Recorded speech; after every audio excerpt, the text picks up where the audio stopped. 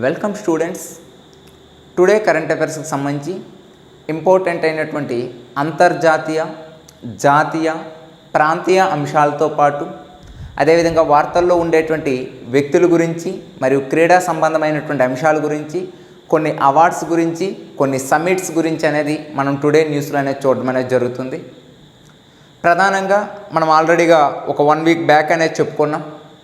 భారత ప్రధాని నరేంద్ర మోడీ ఈ యొక్క ఇటలీలో G20 సమావేశానికి అనేది వెళ్తున్నారని, అదేవిధంగా చూసుకున్నట్లయితే నవంబర్ 1 and 2 ఈ యొక్క గ్లాస్గోలో జరిగేటువంటి COP26 సమావేశంలో కూడా పాల్గొంటున్నారని ఒక 1 వీక్ బ్యాక్ మనం మాట్లాడుకోవడం అనేది జరిగింది. టుడే ప్రధానంగా చూసుకున్నట్లయితే COP26 సమావేశానికి సంబంధించి ప్రధానంగా COP26 సమావేశం అనేది స్టార్ట్ అయింది. యాక్చువల్గా ఈ COP26 సమావేశం అనేది 13 రోజుల పాటు జరుగుతుంది అని ఆల్రెడీగా మనం మాట్లాడుకున్నాం. అందులో ప్రధానంగా అక్టోబర్ 31వ తేదీన ఈ COP సమావేశం అనేది ప్రారంభమైంది. నవంబర్ 12 వరకు అనేది ఈ COP సమావేశం అనేది జరుగుతుంది. కాబట్టి దానికి సంబంధించి అసలు ప్రధానంగా ఈ COP26 సమావేశం అంటే ఏంటంటే, ఈ పెరిగిపోతున్నటువంటి భారతదేశ భూభాగంలో కానీ లేదా ప్రపంచంలో ఎక్కువగా ఉండేటువంటి ఈ కర్బన రసాయనిక సమ్మేళనాల వల్ల భూగోళం అనేది వేడెక్కిపోతుంది రోజు రోజుకి. అదేవిధంగా సముద్ర మట్టము అనేది రోజు రోజుకి అనేది పెరిగిపోతూ ఉంది. అదేవిధంగా చూసుకుంటే వీటన్నిటికీ అంటే భూమికి నష్టాన్ని కలిగించేటువంటి అన్నింటికీ కారణం ఏంటంటే ఈ ప్రజలు కలిగించేటువంటి అనేక రకమైనటువంటి వాతావరణం యొక్క కాలుష్యం. అటువంటి వాతావరణ కాలుష్యం అనేది ప్రపంచవ్యాప్తంగా ఉండేటువంటి 200 దేశాలు కూడా తగ్గించే ప్రయత్నం చేయాలనేటువంటి ఉద్దేశంతో కుదుర్చుకున్న ఒక ఒప్పందమే ఏంటి అంటే ఈ COP అనేటువంటి మీటింగ్స్. ఇది ఎవ్రీ ఇయర్ కూడా ఈ COP మీటింగ్స్ అనేవి జరుగుతాయి. ఈ COP మీటింగ్లో తీసుకునేటువంటి ప్రధానమైనటువంటి నిర్ణయాలు ఏవైతే ఉంటాయో ఆ నిర్ణయాలన్నీ కూడా అమలయ్యే విధంగా ప్రపంచ దేశాలన్నీ కూడా చూడడం అనేది జరుగుతుంది. కాబట్టి అటువంటి COP26 ఒక సమావేశం అనేది వార్తల్లోకి వచ్చింది. కాబట్టి దానికి సంబంధించినటువంటి ఒక ప్రధానమైనటువంటి అంశం సంబంధించి క్వశ్చన్ రూపంలో అనేది మనం చూద్దాం. Okay right. COP26 గురించి ఈ క్రింది స్టేట్మెంట్స్ని పరిశీలించండి అన్నారు మనకి. బ్రిటన్లోని గ్లాస్గోలో, యాక్చువల్గా బ్రిటన్లో స్కాట్లాండ్లోని గ్లాస్గోలో ఏ తేదీ నుండి COP26 సదస్సు అనేది నిర్వహించడం అనేది జరుగుతుంది. ఏ తేదీ నుండి అంటే మనకి అక్టోబర్ 31వ తేదీ నుండి నవంబర్ 12వ తేదీ వరకు అనేది COP సమావేశం అనేది జరుగుతుంది. మరి COP అంటే ఏంటి, అసలు COP26 సమావేశం ఎప్పుడు ప్రారంభమైంది, ఇటువంటి ప్రధానమైనటువంటి మరికొన్ని అంశాలను గురించి మనం మాట్లాడుకుంటే ప్రధానంగా చూసుకుంటే భూమిపై చూడండి, భూమిపై జీవజాలం యొక్క ఉనికి ఏదైతే ఉంటుందో ఆ ఉనికి ప్రమాదకారిగా మారిన వాతావరణ మార్పులపై ప్రపంచ దేశాలు మరోసారి దృష్టి సారించడం అనేది జరిగింది. ముంచుకొస్తున్నటువంటి మహోత్సవం నుంచి బయటపడే వ్యూహాలపై చర్చకు అనేది సమయత్తమైంది. కాబట్టి ఈ యొక్క బ్రిటన్లో గ్లాస్గోలో అక్టోబర్ 31 నుండి నవంబర్ 12 వరకు COP26 సమావేశం జరుగుతుంది. అంటే అందులో చెప్పిన ప్రధాన విషయం ఏంటంటే వాతావరణ మార్పులు అనేది రోజు రోజుకి అత్యంత భయోందోళన అనేది కలిగిస్తున్నాయి. ఈ భయోందోళన కలిగిస్తున్నటువంటి వాతావరణ మార్పులు ఏవైతే ఉన్నాయో వాటిని అనేది తగ్గించడం కోసం ప్రధానంగా ఈ సమావేశాలు అనేది ఏర్పాటు చేస్తున్నాం అనేది ఇక్కడ ఉండే ప్రధాన ఉద్దేశం. ఇక్కడ మీరు అబ్జర్వ్ చేయాల్సిన పాయింట్ చూసుకున్నట్లయితే ఈ COP26 ముందు రీసెంట్గా వాతావరణ మార్పులపైన చాలా రిపోర్ట్లు అనేవి మనకు వచ్చాయి. ప్రధానంగా ఏమైనా రిపోర్ట్లు వచ్చాయి, 2050 నాటికి వాతావరణ కాలుష్యాన్ని ఇదే విధంగా అనేది కొనసాగించినట్లయితే 2050 నాటికి సుమారుగా ప్రపంచంలో 22 కోట్ల మంది అనేది వాతావరణ కాలుష్యం వలన చనిపోవడం అనేది జరుగుతుందని వార్తల్లోకి వచ్చింది. అంతకుముందు యునిసెఫ్ కూడా ఒక రిపోర్ట్ అనేది చెప్పింది. యునిసెఫ్ ఏంటంటే ప్రధానంగా వాతావరణ మార్పులపైన ఈ చిన్నపిల్లల మీద అధ్యయనం చేసి ఈ వాతావరణ మార్పులపైన ఎంతో చిన్నపిల్లలు అనేది ఈ యొక్క 2050 నాటికి చాలామంది అనేది చనిపోయే అవకాశం ముందు కూడా ఇవ్వడం జరిగింది. ఇక తరువాత కాలంలో చూసుకుంటే ఈ వాతావరణ మార్పులకి అత్యధిక కారణమవుతున్నటువంటి దేశాలు ఏంటంటే అభివృద్ధి చెందినటువంటి దేశాలు అయినటువంటి చైనా, అమెరికా, బ్రిటన్, అదే సరసన భారత్ కూడా ఉండడం అనేది జరిగింది.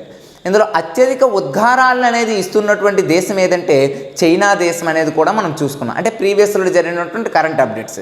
మరి వీటిపైన అంటే ప్రత్యేకంగా ఇప్పుడు మనకి COP26 అనేది జరుగుతుంది కదా. ఈ COP26లో ప్రధానంగా ఏ విషయాలపైన మన భారతదేశం కానీ లేదా ప్రపంచంలో పాల్గొనేటువంటి 200 దేశాలు అనేవి ఉంటాయి కదా. ఆ 200 దేశాలు కూడా ప్రధానంగా వేటిపైన వీటి యొక్క దృష్టి అంటే ఆ సమావేశంలో ప్రధానంగా ఏ విషయాల గురించి అనేది చర్చించడం జరిగింది అనే విషయాన్ని మనం ఒకసారి చూసినట్లయితే ప్రధానంగా విద్యుత్ వాహనాలు అనేవి ఏవైతే ఉంటాయో ఆ విద్యుత్ వాహనాలు వంటివి పర్యావరణ రహితాన్ని అనేవి కలుగు చేస్తాయి. కాబట్టి అటువంటి విద్యుత్ వాహనాలు అనేవి వాడాలనేటువంటి దిశగా ఈ యొక్క COP26 సమావేశంలో ప్రధానంగా అనేది మాట్లాడడం అనేది జరిగింది. అంటే ఏవైతే మనం ఈ ఇంధన అంటే డీజిల్, పెట్రోల్ యొక్క ఇంధనాలను ఉపయోగించి వాహనాలు నడపడం వల్ల వాయు కాలుష్యం అనేది మితిమీరిపోవడం అనేది జరుగుతుందండి. రీసెంట్గా చూడండి, భారతదేశంలోనే అత్యధిక వాయు కాలుష్యానికి చెందినటువంటి నగరాల లిస్టులో భారతదేశానివే 10 ఉన్నాయి. లాస్ట్ టైం మనం రిపోర్ట్ కూడా ఒకసారి చూసాం మనం. అటువంటి ప్రపంచంలో టోటల్గా 50 ఉంటే ఆ 50లో భారతదేశ నగరాలే 10 ఉన్నాయి వాయు కాలుష్యం వల్ల. కాబట్టి అటువంటి వాయు కాలుష్యాన్ని తగ్గించాలంటే విద్యుత్ సంబంధమైనటువంటి వాహనాలను మాత్రమే వాడాలని ఈ సమావేశంలో మొదటగా తీసుకోవడం అనేది జరిగింది. ఇక రెండవది ఏంటంటే బొగ్గు ఆధారిత విద్యుత్ కర్మాగారాల్ని త్వరగా ముగింపు పలకడం. భారతదేశంలో ఉండే పరిశ్రమలు కానీ లేదా ప్రపంచంలో ఉండేటువంటి చాలా పరిశ్రమలు కూడా బొగ్గు ఆధారితంగా అనేది ఈరోజు మనకి ఏంటంటే నడుస్తున్నాయి. అటువంటి బొగ్గు ఆధారిత పరిశ్రమలు ఏవైతే ఉంటాయో అటువంటి బొగ్గు ఆధారిత పరిశ్రమలకి ఇక స్వస్తి చెప్పాలనేది కూడా ఇక్కడ రెండో నిర్ణయం తీసుకోవడం అనేది జరిగింది. ఇక మూడోది ఏంటంటే చెట్లు నరికివేతనం అనేది తగ్గించడం. మరి చెట్లు ఎందుకు నరికివేస్తాం? ఊరికనే ఏ వ్యక్తి కూడా చెట్లు నరికివేయడు కదండి. ప్రపంచంలో జనాభా మితిమీరిపోయినటువంటి జనాభా పెరిగిపోతుంది. ఈరోజు చూడండి, ఒకప్పుడు భారత జనాభా ఎంత అంటే మనం చిన్నప్పుడు 102 crores చదువుకున్నాం. ఇక కాస్త మనం చదువుకునే ఏజ్కి వచ్చేప్పటికి 120 crores అని చదువుకున్నాం. కానీ ఈ రోజుకి భారతదేశ జనాభా 130 కోట్ల పైగా అయిపోయింది. ఇక ప్రపంచ జనాభా చూసుకుంటే 700 కోట్ల మార్క్ అనేది దాటేసింది ఆల్రెడీగా. ప్రపంచంలో అత్యధిక జనాభా ఉండేటువంటి ప్లేస్లో ఇండియా 2nd ప్లేస్కి వచ్చింది. కాబట్టి ఇవన్నీ కూడా చూసుకున్నట్లయితే పెరుగుతున్నటువంటి జనాభాకు అనుగుణంగా ఈ యొక్క వసతులు అనేవి పెరుగుతాయి. కాబట్టి ఒకప్పుడు మనకు ఉండేటువంటి వసతులతో మానవుడు సంతృప్తి అనేది చెందేవాడు. ఈరోజు ఉండేటువంటి వసతులతో మానవుడు అనే సంతృప్తి చెందక ప్రధానంగా చెట్లు నరికివేసి ఆ చెట్లు ఉండే ప్లేసుల్లో ఇల్లులు కూడా కట్టడం అనేది జరుగుతుంది. నెక్స్ట్ వన్ చూసుకుంటే వాతావరణ మార్పుల ప్రభావం నుంచి ఎక్కువ మందిని అనేది రక్షించడం, తీర ప్రాంతాల్లో రక్షణ మౌలిక వసతుల్ని మెరుగుపరచడానికి నిధులు అనేవి ఏర్పరుస్తాయి. మనకు వచ్చేటువంటి తుఫాన్లు కానీ లేదా వాతావరణం జూన్ జూలైలో పడాల్సినటువంటి వర్షాలు నేటికి పడుతున్నాయండి. దీనికి ప్రధాన కారణం ఏంటి? ఒకప్పుడు సమ్మర్లో ప్రధానంగా వేడి అనేది గరిష్ట ఉష్ణోగ్రత 30-32 degrees అనేది ఉండేది. ఈరోజు సమ్మర్లో గరిష్ట ఉష్ణోగ్రత 48-50కి వెళ్ళి 52కి వెళ్ళేటువంటి రోజులు కూడా మనకు వస్తున్నాయి. అసలు వాతావరణం ఎందుకు ఇంత కాలుష్యం అయిపోతుంది, భూతాపం ఇంత ఎందుకు వేడెక్కిపోతుంది అనేటువంటి ప్రధానంగా ఉంటుంది. మీకు దాని మీద ఒక వీడియో క్లిప్, ఒక 1 minute అనేది జస్ట్ ఈ క్వశ్చన్ ఎక్స్ప్లెనేషన్ అయిన తర్వాత 1 minute వీడియో క్లిప్ అనేది ఉంటుంది. అది కూడా మీకు చూపిస్తాను నేను. నెక్స్ట్ వన్ చూసుకున్నట్లయితే ఈ యొక్క సదస్సు ముగింపు సమయంలో ఒక తీర్మానం వెలువడే అవకాశం ఉంది. అందులో హానికరమైన అంటే ప్రధానంగా వీటినన్నిటినీ చర్చిస్తూ సభ ముగింపు అయినప్పటికీ ప్రధానంగా చర్చించేటువంటి అంశం ఏంటంటే ఈ యొక్క వాతావరణం అనేది కాలుష్యం అయిపోతుంది. కాబట్టి ప్రతి దేశం కూడా ఉద్గారాలని అనేది తగ్గించే దిశగా అనేది పోరాడాలని చివరిగా మాట్లాడడం అనేది జరిగింది అని గుర్తుపెట్టుకోవాలి. ఇక నెక్స్ట్ వన్ చూసుకున్నట్లయితే అసలు COP26 అంటే ఏంటి అంటే దీని యొక్క హిస్టారికల్గా మనం చూసుకుంటే అసలు COP26 సమావేశం ఎప్పటి నుండి చేస్తున్నాం, అసలు COP26 సమావేశం ఎందుకు నిర్వహించవలసి వస్తుంది అనేటువంటి డేటా మనం చూసుకుంటే బేసిక్గా కాప్ అంటే మీ అందరికీ తెలిసిందే, చాలాసార్లు మనం డిస్కషన్ కూడా చేసుకున్నాం.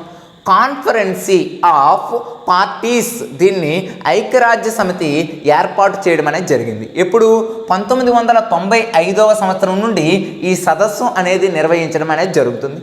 ప్రధానంగా ఈ సదస్సులో 200 దేశాలు అనేవి పాల్గొనడం అనేది జరుగుతుంది. ఈ వేదికలపై ప్రభుత్వ అధినేతలు, రాజకీయ నేతలు, ప్రతినిధులు వాతావరణ మార్పులపై ఎటుగా కళ్ళెం వేయాలి, హానికరమైన ఉద్గారాల్ని ఏ విధంగా ఆప్ చేయాలి అనేటువంటి ప్రధానమైనటువంటి ఒక అంశాల గురించి చర్చించేటువంటి ఒక సదస్సునే మనం ఏమంటున్నామంటే COP26 అంటున్నాం. ఇక్కడ ప్రధానంగా రెండు విషయాలు గుర్తుపెట్టుకోండి. ఒకటి, కాప్ అనేటువంటి సదస్సు నిర్వహించాలని నిర్ణయం తీసుకునేటువంటి ప్రపంచ సంస్థ ఏది అంటే UNO. ఇక ఈ యొక్క కాప్ అనేది ప్రధానంగా ఈ ఐక్యరాజ్య సమితి ఏ సంవత్సరం నుండి అనేది మనకి చేపట్టడం జరుగుతుందంటే 1995 నుండి అనేది ఎవ్రీ ఇయర్ కూడా కాప్ సమావేశం అనేది వస్తుంది. ఇక ప్రధానంగా చూసుకుంటే అసలు ప్రధానంగా ఎందుకు ఈ సమస్య అనేది ఏర్పడుతుంది, ఈ వాతావరణ కాలుష్యం అంటే మీకు ఇంకా తెలిసిందే. ఈ యొక్క పెట్రోల్, డీజిల్, బొగ్గు, దీని మీద వీడియో క్లిప్ ఆల్రెడీ చూపిస్తాం కాబట్టి ఇంకా మాట్లాడడం లేదు. అంటే ప్రధానంగా ఈ కాపు అనేది ఎందుకు నిర్వహిస్తున్నామంటే ఎక్కువగా కాలుష్య భారితంగా పడ్డమే కదా ప్రతి దేశం, అందుకే నిర్వహించుకుంటున్నాం. ఇక ప్రధానంగా ఇందులో తీసుకునేటువంటి నిర్ణయాలు తీసుకుంటే ఈ నేపథ్యంలో ధనవంతమైనటువంటి దేశాలు తమకు అనుగుణంగా అనేది మార్చుకుంటున్నాయి. కానీ ప్రధానంగా ఇటువంటి సదస్సుల వల్ల ఏ నిర్ణయాలు తీసుకోకపోవడం వల్ల పేద దేశాలు అనేవి ఇంకా పేదరిక బారిలోకి వెళ్ళి ఈ యొక్క మినిమం ఏజ్ వచ్చే వరకు కూడా ఈ యొక్క బతకకుండా వాతావరణ కాలుష్యం వల్ల అనేది ఏమవుతుందంటే చనిపోతున్నారు. అంటే ప్రధానంగా ఒక మాటలో చెప్పాలి అంటే ధనవంత దేశాలు ఏవైతే ఉంటాయో అభివృద్ధి చెందిన దేశాలు చేసినటువంటి ఉద్గారాల శాపం అనేది కాలుష్య కారణాలు అనేవి పేద దేశాలకు కూడా పాకి ఆ పేద దేశాల్లో ఉండేటువంటి జనాభాకి అనేది హానికరంగానే మారుతున్నాయి. కాబట్టి అవన్నీ ఉండకూడదు అని 2020 నాటికి పేద దేశాలకు ఏటా $100 బిలియన్ పరిహారం అనేది ఇవ్వాలని 2009 నాటికి దేశాలు హామీ ఇవ్వడం అనేది జరిగింది. అంటే బేసిక్గా ఈ పేద దేశాలకు అనేది ధనవంతమైనటువంటి దేశాలు అనేది ఆదుకోవడమే కాకుండా $100 బిలియన్ అనేది ఇవ్వాలని నిర్ణయం 2009లో తీసుకుంది. ఆ యొక్క డాలర్లని ఇంకాస్త పెంచాలని కూడా ఈ సమావేశంలో చెప్పడం జరిగింది. ఇక 2023 నాటికి ఈ యొక్క లక్ష్యాన్ని అందుకునేటువంటి అవకాశాన్ని కనిపించడం లేదు. దీనిపై దైనిక వర్ధమాన దేశాలు అనేవి చర్చలు అనేవి జరిపాయి అనేసి ఇవ్వడం అనేది జరిగింది. అంటే ప్రధానంగా పేద దేశాలు అనేటికి ధనవంతమైనటువంటి దేశాలు అనేది ఏంటి ఆదుకొని అభివృద్ధి సాధించాలి అని ఈ సమావేశంలో ప్రధానంగానే తెలిసాయి. అంటే ఏమి లేదండి, ప్రధాన ఉద్దేశం ఏంటంటే వాతావరణ కాలుష్య సంబంధమైనటువంటి విషయాలు ఏవైతే ఉంటాయో అటువంటి వాతావరణ కాలుష్య సంబంధమైనటువంటి విషయాలు ఏవైతే ఉంటాయో వాటిపైన తీసుకునేటువంటి ఒక నిర్ణయమే ఏంటంటే ఈ కాప్ సదస్సు అనేది. మరి వాతావరణం ఏ విధంగా కాలుష్యం అయిపోతుంది అనేది ఆల్రెడీగా మీకు ఒక వీడియో చూపిస్తాను కదా, జస్ట్ ఒక 1 మినిట్ అనేది ఆ వీడియోని మీరు అబ్జర్వేషన్ చేయండి. మనం వాతావరణాన్ని ఎంత దౌర్భాగ్యంగా అనేది పాడు చేస్తున్నాడు ఒక వ్యక్తి. రేపు వాతావరణం వల్ల జరిగేటువంటి నష్టం అనేది ఒక్కసారి అంటే బీబీసీలో రావడం జరిగింది. ఒకసారి ఆ వీడియో క్లిప్ అనేది చూపిస్తాను, కాస్త చూడండి. వాతావరణ మార్పులు నిజం, కొండ చర్యలు పెరిగిపడుతున్నాయి, జనరేషన్ కి లడాయి और हमारे एग्जिस्टेंस से కార్చిచ్చులు పెరిగిపోతున్నాయి, అడవులు నాశనమవుతున్నాయి,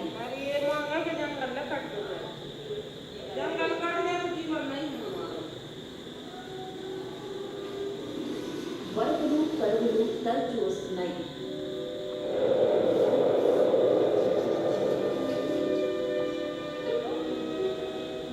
సముద్రాలు భూభాగంలోకి చొచ్చుకొస్తున్నాయి. మన భూగ్రహాన్ని కాపాడుకోగలమా? Already we have lost 15% of our glaciers in the last 10 years or so. Glasgow వాతావరణ సదస్సులో భారత్ ఏం చేయనుంది?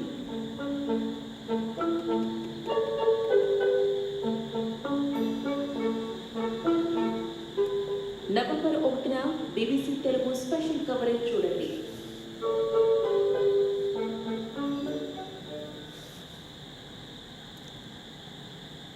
చూశారు కదా, అంటే ప్రధానంగా ఈ కాప్ అనేటువంటి మీటింగ్ అనేది చూసుకుంటే అంటే ఇలా వాతావరణాన్ని కాలుష్యం అనేది చెందిస్తూ పోతే అటువైపు హిమాలయాల పరంగా, సముద్ర పరంగా, అదేవిధంగా వాతావరణ పరంగా, ఈ యొక్క కారు చిచ్చుల పరంగా ఇలా ప్రపంచం మొత్తం కూడా మనం గడిచిన కొన్నేళ్ళు చూసినటువంటి కొన్ని సంఘటనలే అక్కడ చూపించాయి. రీసెంట్గా బీబీసీలో మన COP26 సదస్సు అనేది జరిగే రోజు ముందు బీబీసీలో వచ్చినటువంటి ఒక 1 మినిట్ వీడియో క్లిప్ అండి అది ప్రధానంగా ఏంటంటే అటువంటి సంఘటనలు అనేవి జరగకుండా ఇటువంటి సమావేశాలకు అనేది ఇంపార్టెన్స్ అనేది పెరగాలి అనేటువంటి ఉద్దేశంతో మాత్రమే ఈ యొక్క గ్లాస్గో సదస్సు అనేది జరిగింది. ఈ గ్లాస్గో సదస్సులో భారతదేశ విధానం ఏంటి, భారతదేశము ఏ విధంగా అనుసరించినటువంటి కొన్ని విధానాలు ఏంటనేది ఇక 12 రోజులు ఇంక మీటింగ్ జరుగుతాయి కదా. లాస్ట్ రోజు అంటే నవంబర్ 13న మళ్ళీ మనకి ఏంటంటే ఈ COP26లో ప్రధానమైన నిర్ణయాలు ఏంటి, ఈ COP26 యొక్క చరిత్ర ఏంటనేది మరొక వీడియోతో, స్పెషల్ వీడియోతో మళ్ళీ మీ ముందుకు రావడం అనేది జరుగుతుంది. ప్రజెంట్ అనేది COP గురించి ఎప్పుడు ప్రారంభమైంది, అందులో తీసుకునే నిర్ణయాలు ఏంటి, అంటే ఏమిటి, ఎప్పుడు స్టార్ట్ అయింది, ఇలాంటి విషయాలు చూసుకుంటే సరిపోతుంది. ఓకే, ఇక నెక్స్ట్ క్వశ్చన్ అనేది చూద్దాం మనం. ప్రధానంగా నెక్స్ట్ క్వశ్చన్ చూసుకున్నట్లయితే ఈ యొక్క డాక్టర్ కత్తి పద్మారావు కింది వాటిలో ఏ అవార్డును అనేది పొందటం అనేది జరిగిందని అడిగారు. ఆంధ్రప్రదేశ్లో ప్రభుత్వం వైఎస్ఆర్ జీవిత సాఫల్య పురస్కారం 2021ని పొందారు. ఆచార్య ఎర్లగడ్డ లక్ష్మీప్రసాద్ గారి లోక్ నాయక్ ఫౌండేషన్, విశాఖపట్నం వారు స్వర్గీయ ఎన్టీ రామారావు, స్వర్గీయ హరివంశరాయ్ బచ్చన్ స్మృత్యార్థం ఇచ్చేటువంటి అత్యంత ప్రతిష్టాత్మకమైనటువంటి లోకనాయక్ ఫౌండేషన్ పురస్కారం అస్పృశ్యుణ్ణి యుద్ధ కథ అనుగు 2 లక్షల రూపాయల నగదు పురస్కారాన్ని కత్తి పద్మారావు అనేది అందుకున్నారు. బేసిక్గా ఏం లేదండి, వైఎస్ఆర్ జీవిత సాఫల్య అవార్డు అనేది ఇవ్వడం జరిగింది. ఆ అవార్డు అనేది ప్రధానంగా ఎవరికి అనేది రావటం జరిగింది అనేటువంటి విషయం ఇక్కడ రెండు మనకు సరైనవే అవటం అనేది జరుగుతుంది. Okay right. ఇక మరొక ఇంపార్టెన్స్ మనకి ఆల్రెడీగా మనకి అక్టోబర్ 31 న్యూస్లో అనేది రావడం జరిగింది. మన భారతదేశానికి చెందినటువంటి మోడీ ఈ యొక్క ఇటలీ అనేది వెళ్ళేటప్పుడు ప్రధానంగా ఇటలీలో రోమన్ క్యాథలిక్ చర్చ్ అధినేత అయినటువంటి పోప్ ఫ్రాన్సిస్ అనేది కలవడం అనేది జరిగింది. అంటే ప్రపంచం మొత్తం కూడా క్రిస్టియన్స్ మీటింగ్లు కానీ క్రిస్టియన్స్ మొత్తం జరుగుతాయి కదా, అలా ప్రపంచం మొత్తానికి కూడా క్రిస్టియన్స్ అధినేతగా ఎవరిని పిలుస్తారంటే ఈ పోప్ ఫ్రాన్సిస్ అండి. అమెరికా అధ్యక్షుడు లాంటి గొప్ప వ్యక్తే ఈయన 1 అవర్ వెయిట్ చేసి అనేది పోప్ అనేది ఏంటంటే పర్మిషన్ ఇవ్వడం జరుగుతుంది. అంటే అంత బిజీ, ప్రపంచంలో అత్యంత బిజీగా ఉండేటువంటి పర్సన్ ఎవరంటే పోప్ ఫ్రాన్సిస్. అలాంటి ఒక వ్యక్తిని కలవడం అనేది ఒక విధంగా భారతదేశంలో మన ప్రైమ్ మినిస్టర్ యొక్క అదృష్టంగా భావించాలి. మరి ఇంతకు ముందులో ఎవరా కలలేదంటే యాక్చువల్గా ఇదే 2003వ సంవత్సరంలో మన భారతదేశ ప్రధానిగా బాధ్యతలు చేపట్టినటువంటి అటల్ బిహారీ వాజ్పేయి అనేది కలవడం జరిగింది. అప్పుడు ఉండేటువంటి పోప్ ఫ్రాన్సిస్ అనేటువంటి పోప్ ఫ్రాన్సిస్ ప్లేస్లో ఇంకొక ఆయన ఉండేవారు. అలా రోమన్ క్యాథలిక్ అధినేతగా ఉండేటువంటి వ్యక్తిని కలవడమే కాకుండా భారతదేశానికి అనేది రావాలి అని, అదేవిధంగా భారతదేశంలో ఈ కరోనా టైంలో తీసుకునేటువంటి నిర్ణయాలు, అదేవిధంగా భారతదేశంలో ఉండేటువంటి ఆర్థికపరమైన కొన్ని చర్చల్లో ఆ పోప్ ఫ్రాన్సిస్ అనేది ఈ యొక్క చర్చించడం అనేది జరిగింది. కాబట్టి దానికి సంబంధించినటువంటి ఒక క్వశ్చన్ అనేది మనం చూద్దాం. రోమన్ క్యాథలిక్ చర్చ్ అధినేత అయినటువంటి పోప్ ఫ్రాన్సిస్ ప్రధాని నరేంద్ర మోడీ వాటికన్ సిటీలో కోవిడ్-19 మహమ్మారి, వాతావరణ మార్పులు, విసురుతున్నటువంటి సవాళ్లతో పాటు కీలక అంశాలను అనేది చర్చించడం జరిగింది. అంటే ప్రధానంగా ఏ అంశాలను అనేది చర్చించారు ఆయనతోని. ఇక నెక్స్ట్ వన్ చూసుకుంటే ప్రధాని నరేంద్ర మోడీతో పాటు భారత విదేశాంగ మంత్రి అయినటువంటి జైశంకర్, అదేవిధంగా జాతీయ భద్రతా సలహాదారుడైనటువంటి అజిత్ దోవల్, అదేవిధంగా చూసుకుంటే పోప్ ఫ్రాన్సిస్ అనేది కలవడం అనేది జరిగింది. ప్రధానంగా ఇటలీ ఎందుకు వెళ్ళారంట, G20 సమావేశాల సందర్భంగా వెళ్ళే టైంలో ఆ పోప్ ఫ్రాన్సిస్ అనేది కలవడం అనేది జరిగింది. మరి ఇంతకు ముందర భారతదేశ ప్రధానికి చెందినటువంటి ఏ వ్యక్తి అయినా కలిశారంటే మీకు చెప్పాను కదా, 2000వ సంవత్సరంలో అప్పటి భారత ప్రధాని Vajpayee Pope John Paul II అనేది, అంటే ఇప్పుడు పోప్ ఫ్రాన్సిస్ అనేది ఎలా ఉన్నారు రోమన్ క్యాథలిక్ అనేది, అప్పుడు రోమన్ క్యాథలిక్ సంబంధించి ఈ జాన్ పాల్ II అంటే పోప్ జాన్ పాల్ II అనేటువంటి వ్యక్తి ఉండేవారు. ఆయన్ని వాటికన్ సిటీలో సేమ్ అప్పుడు భారత ప్రధాని మీట్ అవ్వడం అనేది జరిగింది. మళ్ళీ అదే వారసత్వాన్ని ఎవరంటే మన మోడీ అనేది కంటిన్యూ చేశారు. ఇక 2013లో పోపుగా బాధ్యతలు చేపట్టినటువంటి పోప్ ఫ్రాన్సిస్తో సమావేశమైనటువంటి తొలి ప్రధాని నరేంద్ర మోదీ ఎవరు అంటే నరేంద్ర మోడీ అని చెప్పడం జరుగుతుంది. పై వాటిలో సరైనవి ఏంటి అని అడిగారు, మీకు తెలిసిందే అన్నీ సరైనవే. ఇక్కడ ప్రధానంగా గుర్తుపెట్టుకునే పాయింట్లు గుర్తుపెట్టుకోండి. భారతదేశానికి చెందినటువంటి భారత ప్రధాని పోప్ ఫ్రాన్సిస్తో అనేది కలవడం అనేది జరిగింది. పోప్ ఫ్రాన్సిస్తో కలవడమే కాకుండా భారతదేశానికి చెందినటువంటి అజిత్ దోవల్, అదేవిధంగా జైశంకర్ అనేటువంటి వ్యక్తులు కూడా ఇందులో కలవడం అనేది జరిగింది. ప్రధానంగా కోవిడ్-19 యొక్క ప్రభావంలో భారతదేశం తీసుకునే చర్యలు, వాతావరణ మార్పులు, ఆర్థిక సంబంధమైన విషయాలు కొన్ని అనేది ఆ పోప్ ఫ్రాన్సిస్తో అనేది చర్చించడం జరిగింది.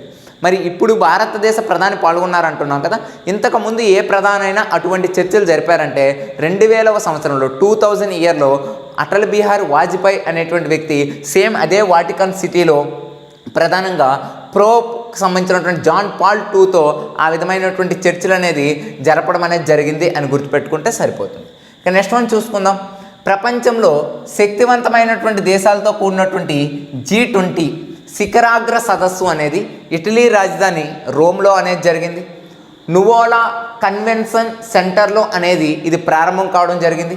G20 ఆతిథ్య దేశం ఇటలీ ప్రధానమంత్రి మారియో డ్రాఘీ ప్రారంభ ఉపన్యాసాన్ని అనేది చేయడం అనేది జరిగింది. ఈ రెండిట్లో సరైనవి ఏంటి అని అడుగుతున్నారు మనకి, కాబట్టి రెండు కూడా సరైనవే అని గుర్తుపెట్టుకుంటే సరిపోతుంది. అంటే ప్రారంభ G20 ఆతిథ్య దేశం, ఈ సంవత్సరం ఆతిథ్య దేశం ఎవరు ఇస్తున్నారు మనకి?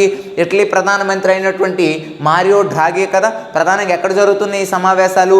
రోమ్లో అనేవి జరుగుతున్నాయి. చూడండి, COP26 సమావేశాలు అనేవి గ్లాస్గోలో జరుగుతున్నాయి. స్కాట్లాండ్లో బ్రిటన్, అంటే బ్రిటన్, స్కాట్లాండ్ అండ్ గ్లాస్గో, అంటే బ్రిటన్లోని Scotland one of the place, ఆ స్కాట్లాండ్లోని గ్లాస్గోలో జరుగుతున్నాయి COP26. రోమ్లో జరిగే సమావేశం ఏంటంటే G20 సమావేశం అని గుర్తుపెట్టుకోండి. అదే ప్రధానంగా చూసుకుంటే 2022వ సంవత్సరంలో ఎవరనేది హోస్టింగ్ ఇవ్వడం అనేది జరుగుతుంది G20 కంటే? బాలి, ఇండోనేషియా అని చెప్పుకున్నాం. 2023లో ఈ G20 సమావేశానికి భారతదేశమే ఆతిథ్య దేశంగా అనేది నిలవడం అనేది జరుగుతుంది అనే విషయాన్ని కూడా గుర్తుపెట్టుకోండి. నెక్స్ట్ వన్ చూసుకుందాం మనం. నెక్స్ట్ వన్ చూసుకున్నట్లయితే ఈ యొక్క G20 సందర్భంగా మీరు పేపర్లోనే చూసే ఉంటారు, ఆ COP26 కానీ G20 సమావేశంలో పాల్గొన్నటువంటి కొంతమంది ఇంపార్టెంట్ అధినేతలు వాళ్ళు చేసేటువంటి ఈ యొక్క నిర్ణయాలు అనేవి వార్తల్లో ఉండడం జరిగింది. కాబట్టి ఇటువంటి సందర్భంలో ప్రధానంగా వాళ్ళ యొక్క ఏ దేశానికి ఏ అధ్యక్షులు అనేది వెళ్ళారు అనేటువంటి విషయాన్ని మనం ఇక్కడ కాస్త డీటెయిల్గా ఇవ్వడం జరిగింది. ప్రధానంగా ఇక్కడ మీరు ఎందుకు ఇది ఇవ్వడం జరిగిందంటే వార్తల్లో ఉండేటువంటి దేశ అధినేతలు అనేది చాలా ఇంపార్టెంట్, కాబట్టి దానికి సంబంధించినటువంటి ఇన్ఫర్మేషన్. ఇక మీకు తెలిసిందే కెనడా ప్రధాని, రీసెంట్గా మీరు అబ్జర్వ్ చేయండి, కెనడా ప్రధాని అనేది వార్తల్లోకి రావడం జరిగింది. ఎలా వార్తల్లోకి వచ్చారు? భారతదేశ సంతతికి చెందినటువంటి మొట్టమొదటిసారిగా ఒక రక్షణ మంత్రిగా మహిళలను అనేది నియమిస్తూ ఈ యొక్క కెనడా ప్రధాని ట్రూడో అనేటువంటి జస్టిన్ ట్రూడో అనేటువంటి వ్యక్తి వార్తల్లోకి రావడం అనేది జరిగింది. ఆ విధంగా అనేది మనకు వార్తల్లోకి వచ్చారు. ఇక బ్రిటన్ ప్రధాని మీకు తెలిసిందే, బోరిస్ జాన్సన్ అనేటువంటి వ్యక్తి బ్రిటన్ ప్రధానిగా ఉండడం అనేది జరుగుతుందని గుర్తుపెట్టుకోండి. ఇక ప్రధానంగా చూసుకుంటే ఈ యొక్క ఫ్రాన్స్ అధ్యక్షుడు మెక్రాన్ అనేటువంటి వ్యక్తి, అదేవిధంగా జర్మనీ ఛాన్సలర్ మనకి ఎవరంటే ఏంజిలా మెర్కెల్ అనేటువంటిది. ఇక దక్షిణ కొరియా అధ్యక్షుడు మనకి ఎవరంటే మూన్ జే ఇన్.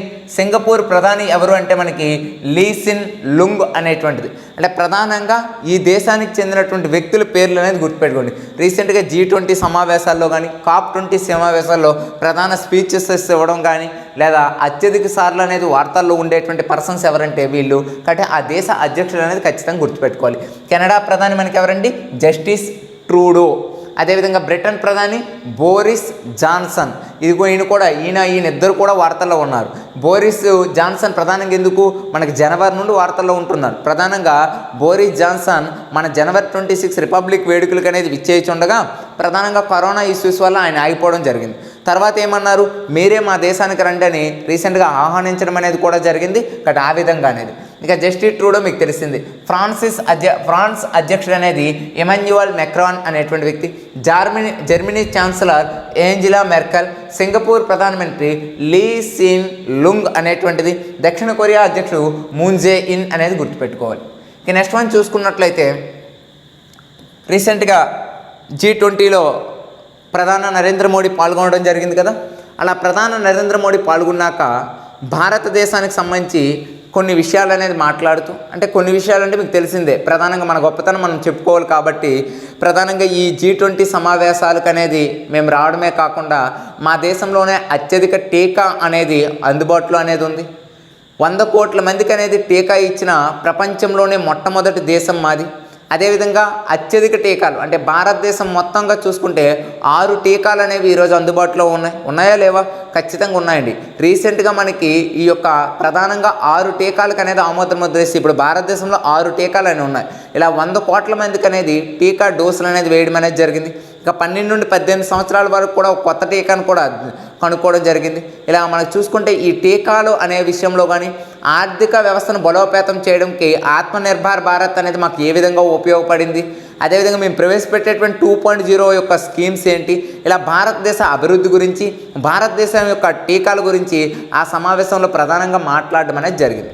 అలా మాట్లాడుతున్న ఉద్యమంలో ఈ G20 దేశాలకు సంబంధించి భారతదేశం అనేది రాబోయే కొన్నేళ్లలో అంటే 2022 చివరి నాటికి భారతదేశం ప్రపంచ దేశాలకి ఎన్ని టీకాలను అనేది అందుబాటులో ఉంచుతుందంటే ఒక 500 కోట్ల డోసులు అనేది మేము ఇవ్వడం అనేది జరుగుతుందని కూడా మనవాడు ప్రమాణం చేయడం అనేది జరిగింది. ప్రధానంగా కోవిడ్ మహమ్మారి ఇబ్బంది పడుతున్న అంతర్జాతీయ సమాజానికి 2022 చివరి నాటికి తమ వంతుగా ఎన్ని కోట్ల వ్యాక్సిన్ డోసులను సరఫరా చేయడానికి సిద్ధమని ప్రధాని నరేంద్ర మోడీ ప్రపంచ దేశాలకు అనేది హామీ ఇవ్వటం అనేది జరిగింది అన్నారు.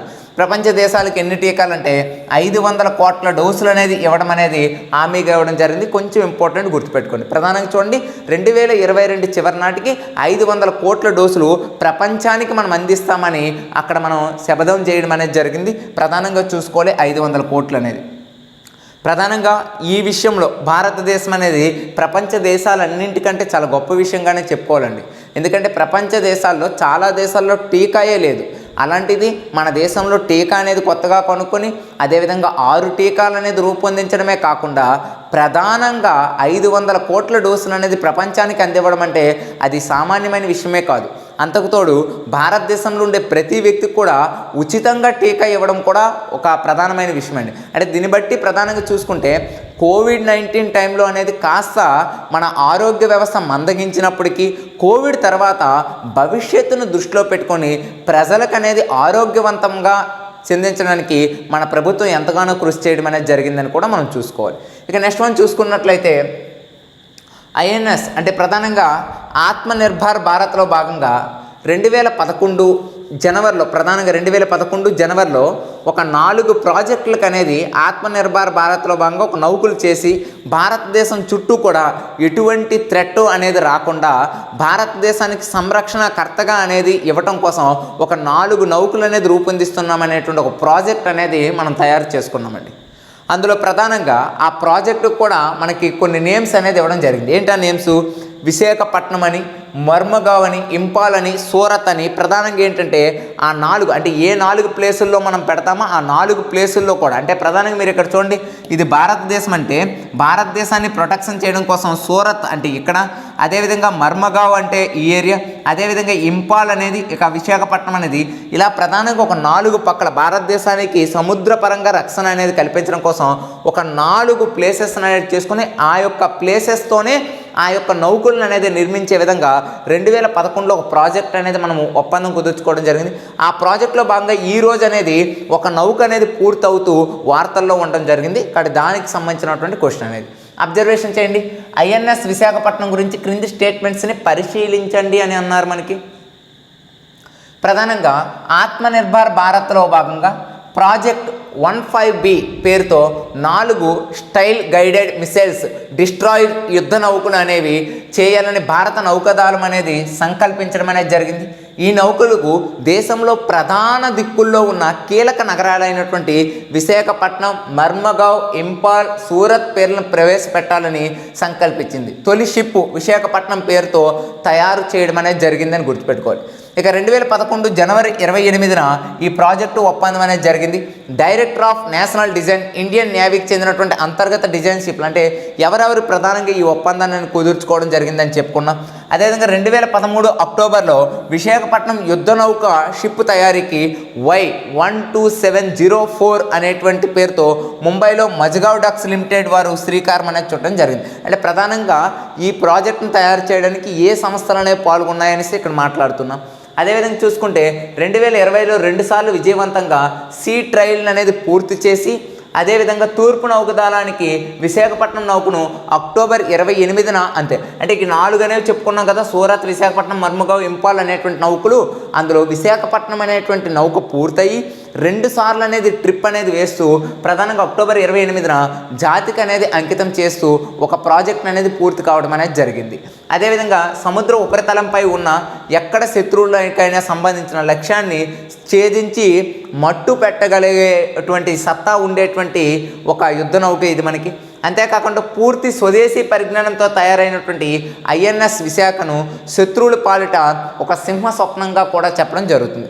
ఇంకా మనకి ఈ యొక్క ప్రాజెక్టులో భాగంగా 3 అనేవి. మరి ఇక్కడ ప్రధానంగా ఏ విషయాలనే మీరు గుర్తుపెట్టుకోవాలంటే, ప్రధానంగా 2011 జనవరి 28న ఒక ప్రధానమైన నిర్ణయం ఏంటంటే, విశాఖపట్నం, మర్మగావ్, ఇంపాల్, సూరత్ పేర్లతో కొన్ని నౌకలు తయారు చేస్తామని భారతదేశము కొన్ని సంస్థలు, అంటే భారతదేశానికి చెందినటువంటి కొన్ని సంస్థలతో ఒప్పందం చేసుకుంది.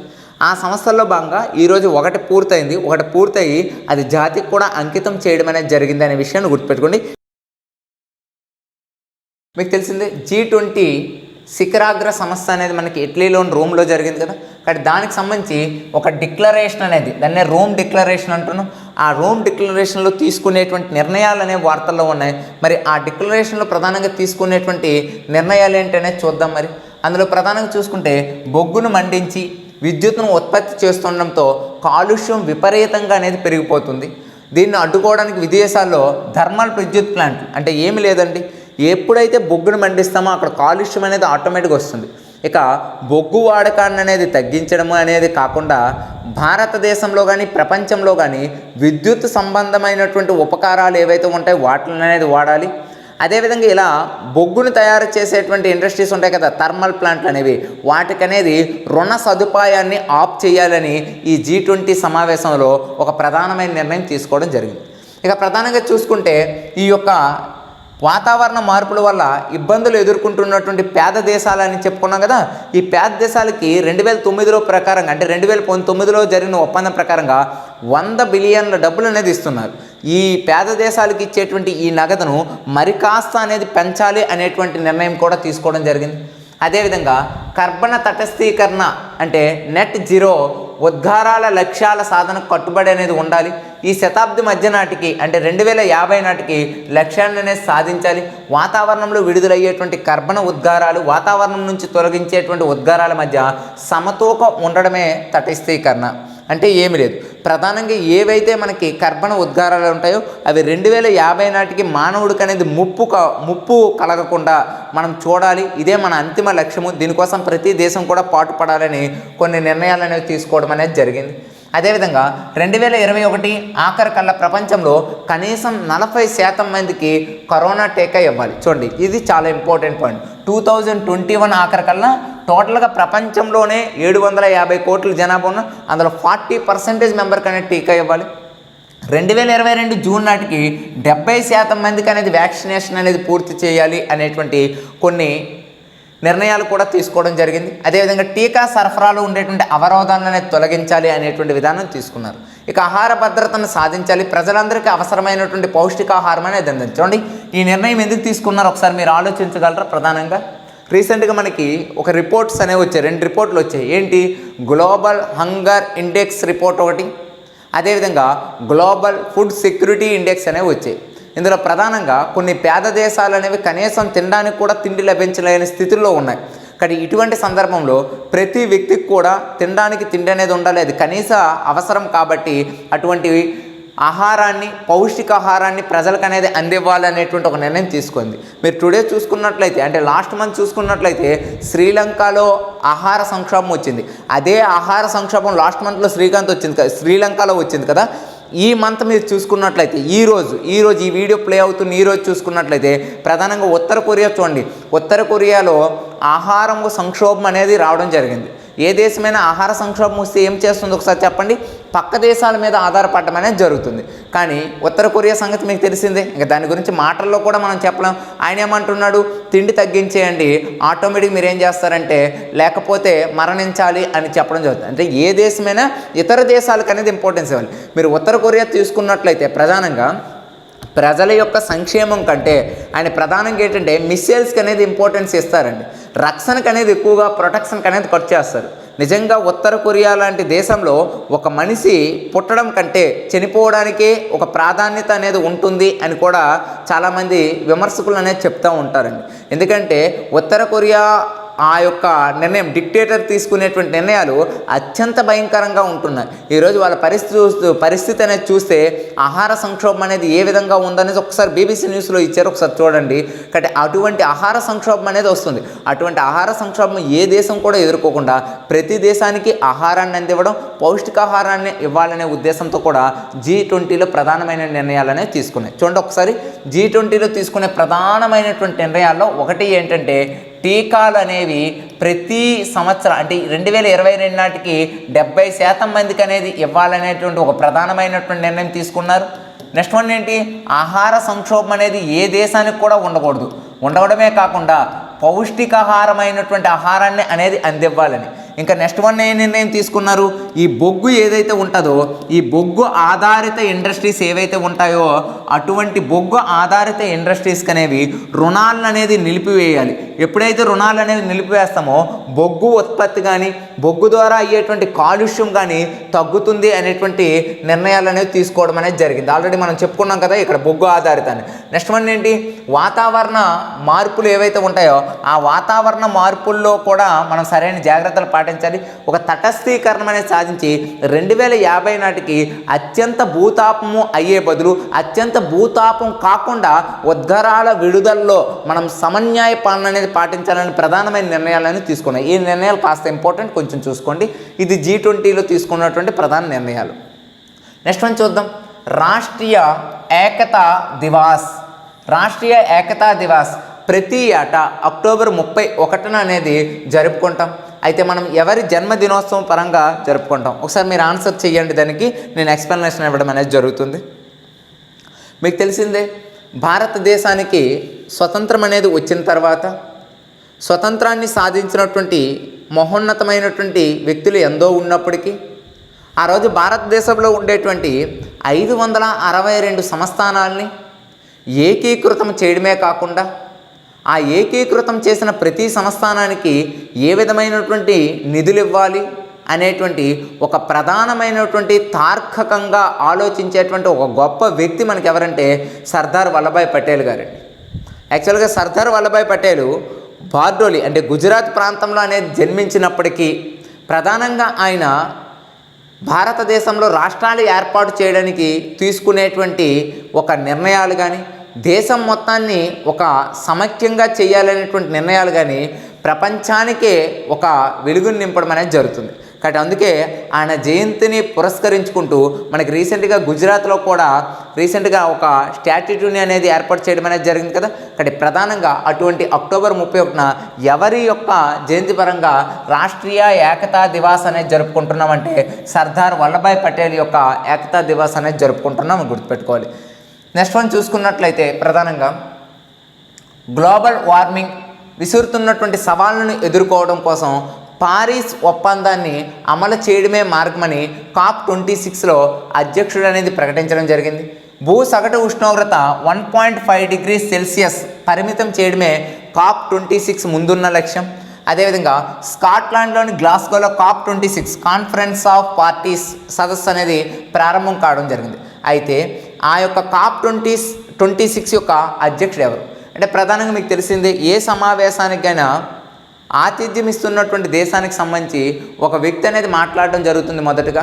అలా మాట్లాడినటువంటి వ్యక్తి COP26 సంబంధించి ప్రధాన నిర్ణయం ఏంటంటే వాళ్ళ యొక్క లక్ష్యం COP యొక్క ప్రధాన లక్ష్యం భూతాపంలో ఉండేటువంటి 1.5 డిగ్రీ సెల్సియస్ యొక్క భూతాపాన్ని పరిమితం అనేది చేయాలి, గ్లోబల్ వార్మింగ్ అనేది తగ్గించాలి.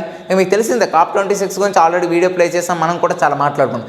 అయితే ఈ విషయాలన్నీ కూడా చర్చించిన మొట్టమొదటి అధ్యక్షుడు COP26 అధ్యక్షుడు ఎవరంటే మనకి అలోక్ వర్మ అనేటువంటి వ్యక్తి అనేది గుర్తుపెట్టుకోండి. ఇక నెక్స్ట్ వన్ చూసుకుంటే అమెరికా అధ్యక్ష భవనం వైట్ హౌస్ స్టాఫ్ సెక్రటరీగా అంటే బేసిక్గా ఇటీవల కాలంలో ఒక స్టాఫ్ సెక్రటరీగా వైట్ హౌస్ స్టాఫ్ సెక్రటరీగా మన భారత సంతతికి చెందినటువంటి ఒక ఆమెను అనేది అపాయింట్మెంట్ చేయడం అనేది జరిగింది. అలా అపాయింట్మెంట్ చేస్తూ మళ్ళా మనకి అమెరికా అధ్యక్షుడు వార్తల్లోకి రావడం జరిగింది. కాబట్టి దానికి సంబంధించినటువంటి క్వశ్చన్, దేశ అధ్యక్షుడైనటువంటి జో బైడెన్ ఎవరిని నియమించడం అనేది జరిగింది వైట్ హౌస్ స్టాఫ్ సెక్రటరీగా. బేసిక్గా ఆమె గురించి ఎందుకు ప్రత్యేకంగా మాట్లాడుకుంటున్నామంటే భారత సంతతికి చెందినటువంటి ఆమె. అధ్యక్ష భవనం స్టాఫ్ సెక్రటరీగా అధికార యంత్రాంగం ఫెడరల్ ప్రభుత్వం నుంచి అధ్యక్షుడికి అందే ప్రతి ఫైల్లో ఆ స్టాఫ్ సెక్రటరీ అనేది ప్రధాన విధులు బాధ్యతలను అనేది కలిగి ఉంటుంది. కాబట్టి ఆమె ఎవరు అంటే మనకి గీతా మిల్టన్ అనేటువంటి ఆమె ప్రధానమైనటువంటి వైట్ హౌస్ స్టాఫ్ సెక్రటరీగా ఉంది.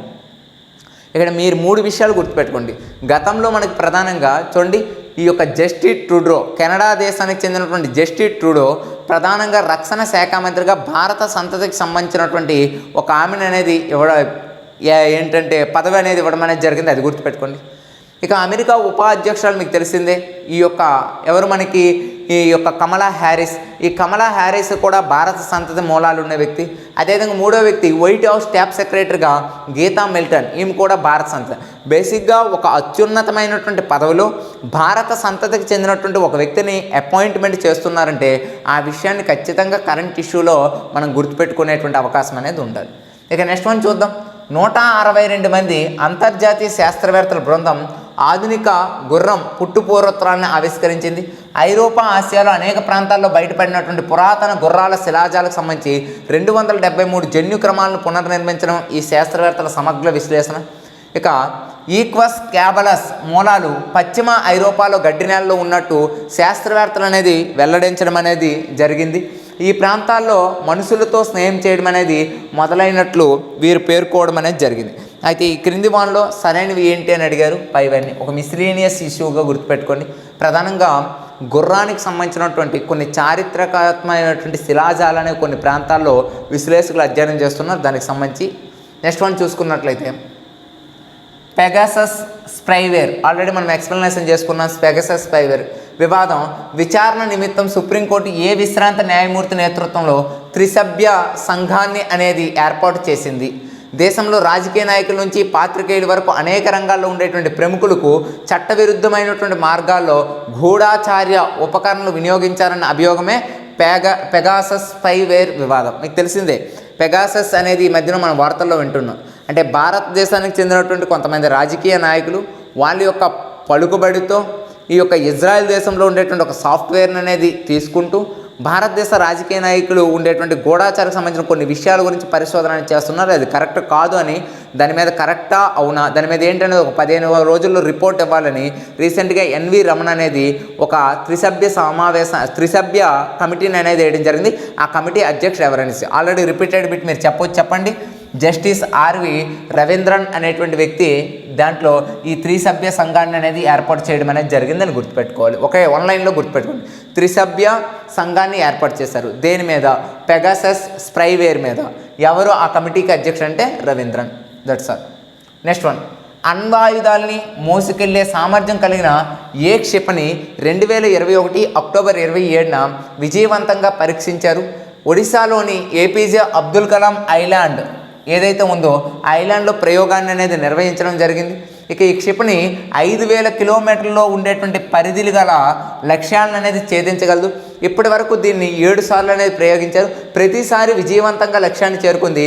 ఇది దేశంలో మొట్టమొదటి ఏకైక ఖండాంతర క్షిపణి అని దీన్ని రక్షణ పరిశోధనా సంస్థ DRDO అనేది అభివృద్ధి చెందింది. చాలా చాలా important, exam point of view కూడా వచ్చేటువంటి అవకాశం ఉండేటువంటి క్వశ్చన్. మీకు తెలిసిందే, సైన్స్ అండ్ టెక్నాలజీలో భాగంగా భారతదేశం తమ యొక్క పరికరాల యొక్క శక్తిని ప్రపంచానికి అనేది చాటి చెప్తుంది. అది అవతల ఇస్రో విషయంలో కానీ DRDO విషయంలో కానీ. అలాగే DRDO తయారు చేసినటువంటి అగ్ని 5 అనేటువంటి ఒక శక్తివంతమైనటువంటి క్షిపణి. దీని యొక్క ప్రధానమైన విశిష్టత ఏంటంటే ఇది ఏకైక ఖండాంతర క్షిపణి ఈ యొక్క అగ్ని 5 అనేది. దీని యొక్క మెయిన్ చూసుకుంటే 5000 కిలోమీటర్లు ఎక్కడి నుండి ప్రయోగించారంటే ఏపీజే అబ్దుల్ కలాం ద్వీపం ఆ యొక్క ఒడిశా నుండి ప్రయోగించారు. ప్రధానంగా ఇది 7 టైమ్స్ అనేది ఇప్పటివరకు ప్రయోగించడం జరిగింది. అణ్వాయుధాలని మోసుకెళ్లే సామర్థ్యం ఉండేటువంటి ఏకైక క్షిపణి కూడా మనకి ఏదంటే ఈ అగ్ని 5 అనేటువంటి క్షిపణి. కాబట్టి ఇది ప్రధానంగా మీరు గుర్తుపెట్టుకోవాల్సినటువంటి ప్రధానమైనటువంటి అంశం.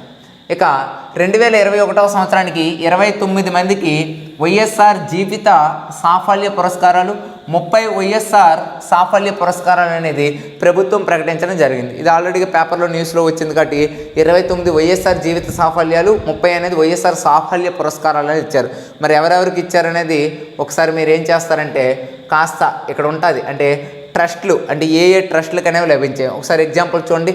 ఈ యొక్క ఎంఎస్ఎన్ చారిటీస్ ట్రస్ట్ కాకినాడలో ఉంటుంది. సిపి బ్రౌన్ లైబ్రరీ వైఎస్ఆర్ జిల్లాలో, Saraswata Niketan library, Sathya Sai central trust అంటే ఏ ట్రస్ట్లకు అనేది వచ్చింది. ఒకసారి మీరు ఇక్కడే జస్ట్ వీడియో అనేది ఆఫ్ చేసి వీలైతే మీకు అవసరమైతే రాసుకోండి. కానీ ఇప్పుడు మ్యాగజైన్ అలాంటి వాడకూడదు. కానీ ఇది గుర్తుపెట్టుకోండి, 30 వైఎస్ఆర్ సాఫల్య, 29 వైఎస్ఆర్ జీవితం అనేది. అదేవిధంగా ఎంతమంది రైతులకు అనేది వచ్చింది అనేది గుర్తుపెట్టుకోండి, ఏ రైతులకు అనేది వచ్చింది. నెక్స్ట్ మనం చూసుకున్నట్లయితే కళలు సంస్కృత రంగంలో ఈ వైఎస్ఆర్ పురస్కారం ఎవరికి వచ్చింది అనేది కూడా గుర్తుపెట్టుకుంటే సరిపోతుంది. నెక్స్ట్ మనం చూసుకున్నట్లయితే సాహిత్య రంగంలో ప్రధానంగా వైఎస్ఆర్ జీవిత సాఫల్య పురస్కారాలు అనేవి ఎవరెవరికి వచ్చాయనేసి ఇక్కడ గుర్తుపెట్టుకోవాలి. జర్నలిజం రంగంలో వైఎస్ఆర్ జీవిత పురస్కార అవార్డులు అనేవి ఎవరెవరికి వచ్చాయనేది చూసేసుకోవాలి. అదేవిధంగా వైద్య ఆరోగ్య విభాగంలో ఎవరెవరికనేవి వచ్చాయని చూసుకుంటే సరిపోతుంది. ఇది ప్రధానంగా మనకి ఏంటంటే ఎగ్జామ్ పాయింట్ ఆఫ్ వ్యూలో కరెంట్ ఈవెంట్లో ఈరోజు మోస్ట్ ఇంపార్టెంట్ కరెంట్ అఫైర్స్ అనేవి కవర్ అయ్యండి. అందులో ప్రధానంగా మీరు చూసుకున్నట్లయితే టుడే మనకు ప్రధానంగా తీసుకున్నట్లయితే మెయిన్ COP26 సమావేశానికి సంబంధించినటువంటి క్వశ్చన్లు తీసుకునేటువంటి నిర్ణయాలు ఏంటనేది చూసుకోవాలి. నెక్స్ట్ వన్ G20 సమావేశంలో తీసుకునే నిర్ణయాలు ఏంటి, అందులో భారతదేశం చేసినటువంటి శబదాలు ఏంటి, ఎన్ని కోట్లు, అదేవిధంగా ప్రపంచంలో కల్లా ఏంటి, అదేవిధంగా ఎటువంటి నిర్ణయాలు అనేవి అమలుపరచాలి, ఇటువంటివన్నీ కూడా తీసుకోవడం అనేది జరిగింది. కాబట్టి ఇది టుడే. అదేవిధంగా science and technology point of వ్యూలో అగ్ని 5 అనేది ఒకటి గుర్తుపెట్టుకోవాలి ఖచ్చితంగా మనకి. ఇవి టుడే కరెంట్ ఈవెంట్స్కి సంబంధించింది. ఇంకా మిస్లీనియస్ టాపిక్స్ ఏవైనా ఉంటే టుమారో క్లాస్లో మనం అనేది మళ్ళీ మీట్ అవ్వడం అనేది జరుగుతుంది. Thank you for watching this video.